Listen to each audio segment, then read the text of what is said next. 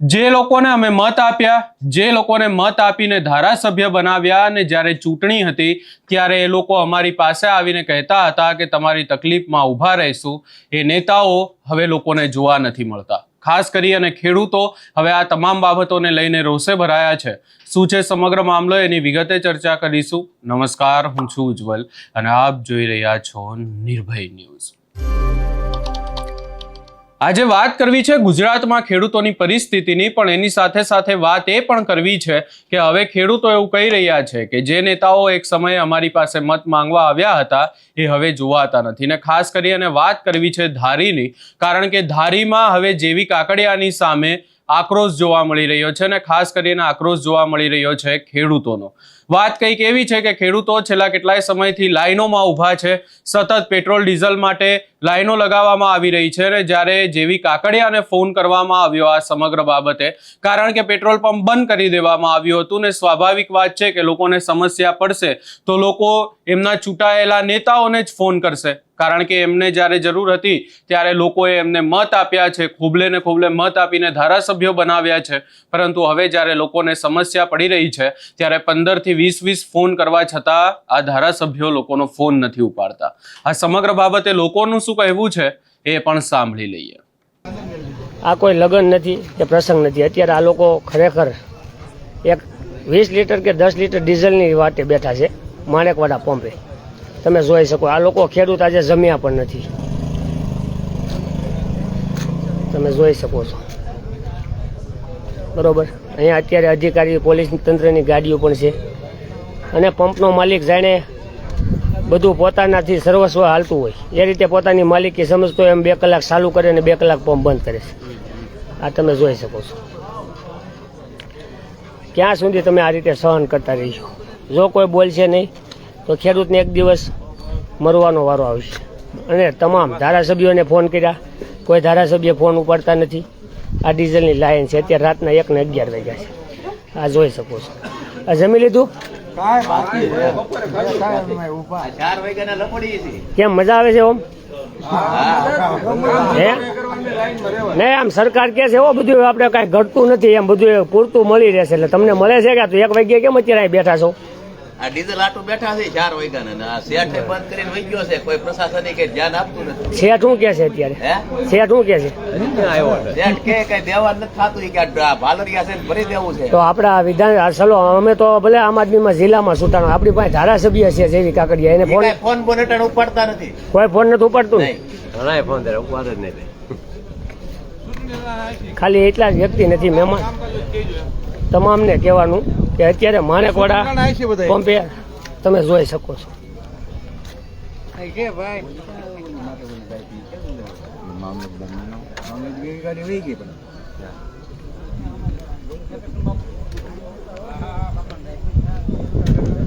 હા તમે જોઈ શકો છો. આ લોકો 4 વાગ્યાના ઊભા રહીને થાકી ગયા છે. હવે અત્યારે આરામમાં બેઠા છે, ખાધા પીધા વગેરેના લોકો.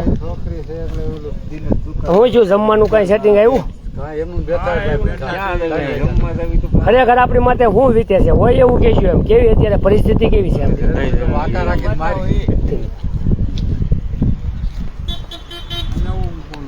હા માણેકવાડા રોડ છે.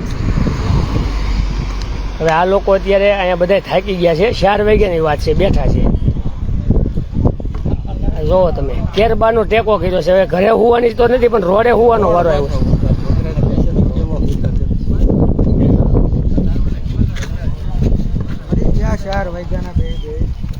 હે ભાઈ, કેટલા વાગ્યાના બેઠા છો? 4. શું લાગે છે હવે કઈ આનો નિવાડો આવે એવું લાગે છે? ખબર નથી પડતી એમને. આમાં લાગે છે તમને કઈ તંત્ર, એમને તંત્ર કોઈ સરકારી તંત્ર જાગતું એવું કઈ લાગે છે? કઈ નથી લાગતું. તમે દોડો તો પછી કેમ આપણે આખું ગુજરાત ભાજપ. હવે જોવો તમે સમજો, ફોન કરો, બધા અધિકારીને ફોન કરો.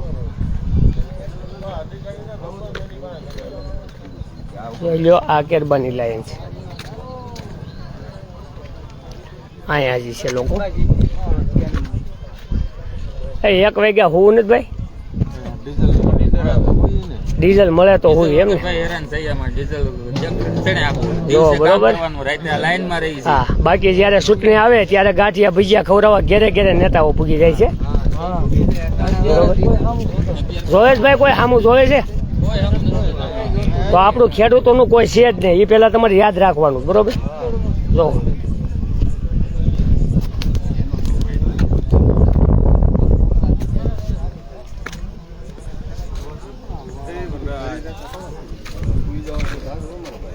જો 1 વાગ્યા કોઈ સાંભળો તમે 30 નજર આપવાની વાત છે, વીર નહીં. સાંભળો પછી જણા બસારા રહી જાય અને નિરાશ થઈને ઘેરે જાય તો બધાને 20 માં એગ્રી હોય તો નકર 30 આપો. વાંધો નહીં, 20 તારે સારું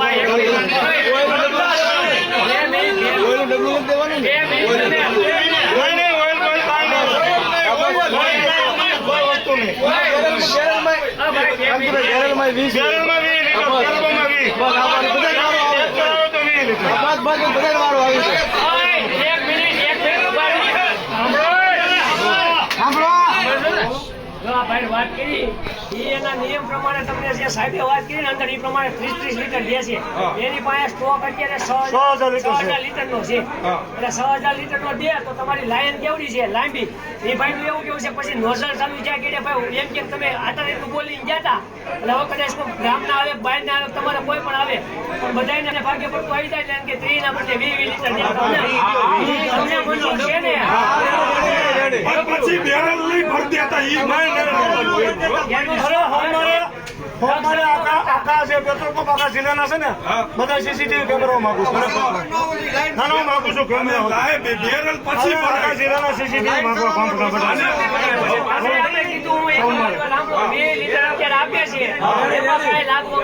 કોઈને ઓગણી થાય તો ફોન કરી